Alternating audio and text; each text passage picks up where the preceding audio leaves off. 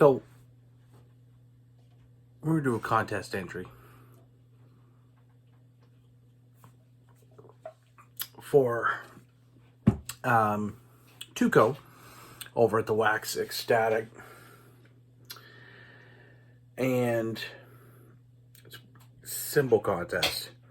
He wanted to have it sort of for his 100 subscribers, but they showed up rather quickly. And now I think it's mostly the push to 200, but he's over 200 now. He's like at 233. He put this contest on April 10th. And I'm like, A, late to the party. And B, I was supposed to do this Friday night, but I got tied up doing some other stuff. And, you know, yesterday I got tied up doing some more things. So I'm taking the time to do it now before I get tied up doing other things later.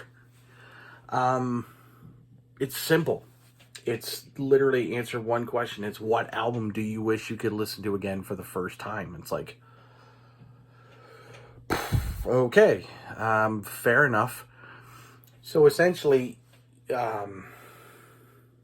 I spent a lot of time thinking about it Friday night when I watched the video, and Saturday as I just like, and I'm still thinking about it now, but I think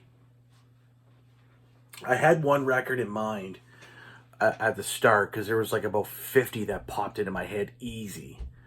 Because I mean, you know, I'm sure some of you guys are probably like, well, he's going to go with the DC record, and I'm not going with the DC record.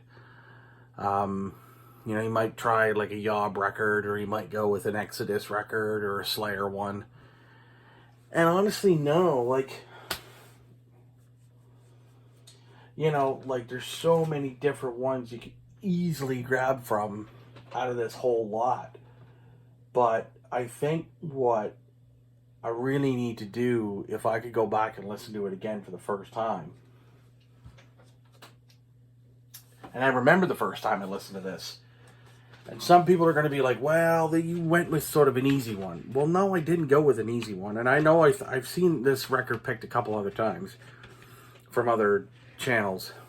But the very first time I listened to this, we were on a drive to, I was with one of my closest friends at the time, Jerry, and his dad, and a friend of theirs. And we were driving to Toronto from St. John, New Brunswick. So that's about a 15-hour drive. So that's a long time in a car. And we listened to, I think it was we listened to the Revolver record by the Beatles. And this is on cassette. So his dad had one of the old Chevy vans. And he had the old cassette deck in it. And in 2004... which was hilarious to me at the time, but I absolutely loved it. And then there was one other record that we just kept playing over and over. We just kept flipping in, and they're like, do you want to listen to anything else? And we're like, no.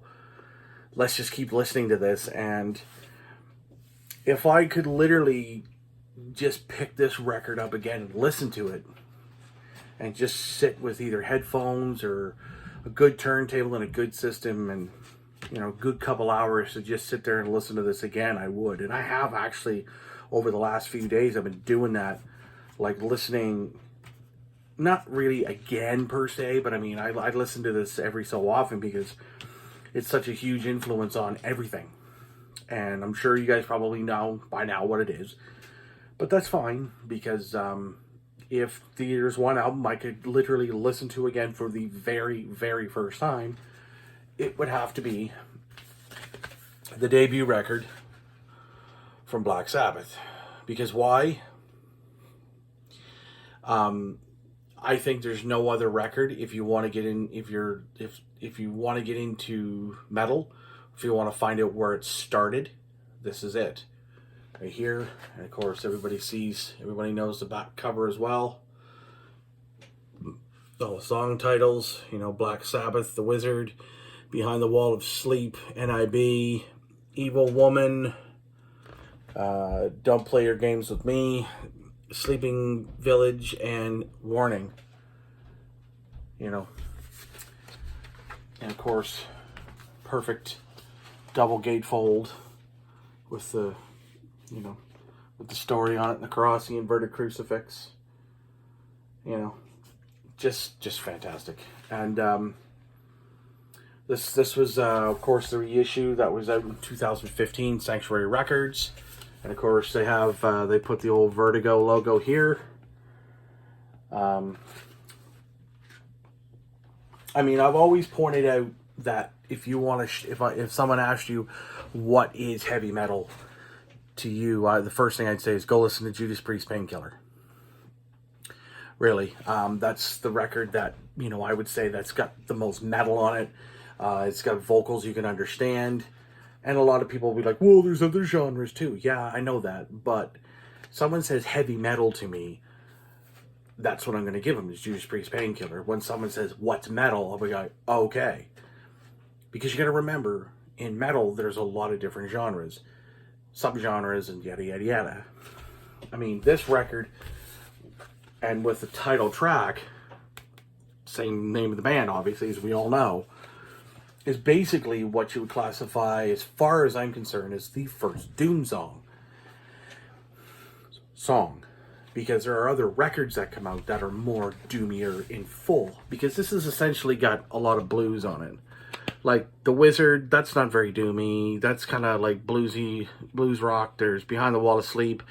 That's kind of got some stoner vibes to it. NIB's got that sort of groove, sort of orientation thing. Evil Woman, I mean, Sleeping Village, Warning's kind of a dark song. I mean, if I was to pick a song where, you know, or a record that's more, like, literally has more doom influence, I would probably say, like, you know, either Saint Vitus self-titled, or, you know, Born Too Late's also another one. That's really, really, especially that title track is super slow, super low. And probably from Sabbath, I mean, geez, you could go almost anything. You could go almost any which way with their records in terms of doom. But a lot of them are just have influenced doom as a whole. So anyways, guys, that's going to be it for this one. Not as long as I usually do. I'm working actually on another video where I'm going to be discussing, what it's going to be. It's going to be on the Aussie years of Black Sabbath. Now, at first I had originally thought about doing, like, a ranking video. And then I got thinking, no, because if I do a ranking video, then everybody's going to be like, well, where's all the other one? Where's Heaven and Hell and Mob Rules? Well, I don't want to do Heaven and Hell and Mob Rules. Because you can't rank those two, and you can't put Dehumanizer in there, or the Heaven and Hell record, and you can't, because there's only literally 4 or 5 records that he did with them. And it's not even worth it. The Tony Martin stuff, I have none of the Tony Martin stuff. I'm not even a fan of Tony Martin. Not to discredit his vocals. But you know what? Anyways, I'm going to end this now because I'll get into that later. I know I did a spotlight on Sabbath before. Like, I talked about them before. But I think this time I'm just going to pick apart the Aussie records and just kind of go and talk about what I like versus what I don't like, and so on and so forth. And unfortunately, though, there's going to be one record that won't make it because I just don't own it. Anyways, thank you guys so very much for watching. I really appreciate all of this. Share this around. Tell your friends about what I'm doing here. Yeah, subscribe. Hit that subscribe button if you're into this kind of thing too. So, cheers. Keep it heavy and